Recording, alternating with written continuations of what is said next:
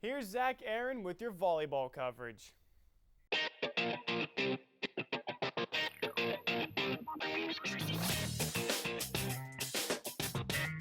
When I said that the stretch of games last week would be one of the most important stretches of the season, with 7 consecutive games on the road, with 6 of them being against conference rivals, I said that if they could come away winning at least half of them, I would put them in a good position for the rest of the season. Well, not only did the Pioneers win at least half their games, they won 6 of 7 of their games. Their only loss coming from Fairmont State in 3 sets last Tuesday, and they were the one team that wasn't even a conference rival. The other 6 games against conference rivals were wins. On top of that, in those 6 games, they didn't lose a single set. They beat Cincinnati Christian, Brescia, Berea, Asbury, St. Louis College of Pharmacy, and Alice Lloyd. Not only did that propel them above 500 for the first time in 3 weeks with an 11-9 record, it also puts them at the top of the KIAC standings with a 7-2 conference record.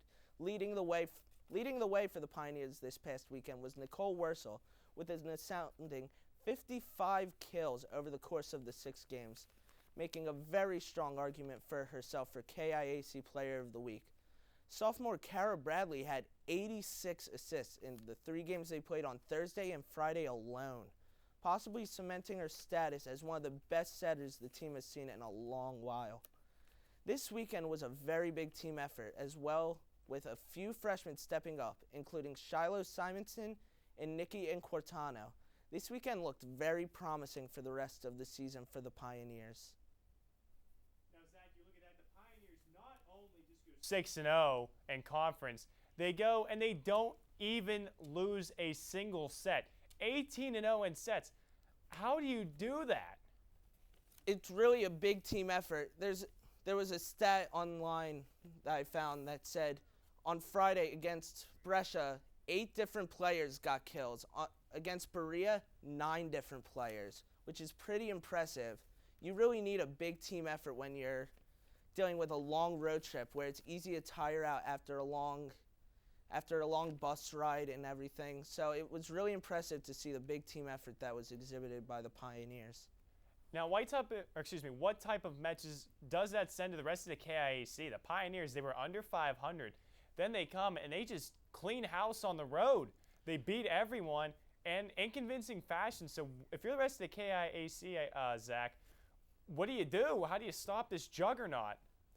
You really just got to think that you still got a long season ahead, about a little less than half a season to make a comeback. The Pioneers only have 2 more conference games on the road against Midway and 1 more at home against IU East once again.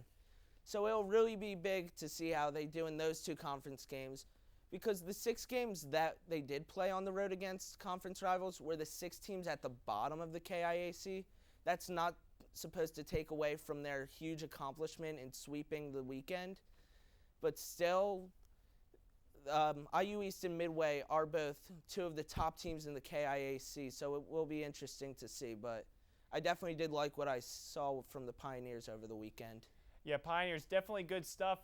Thanks, Zach, for the analysis. When we come back, I'll be with Johnny Frywald as we talk about the rugby team. All that and more after the break.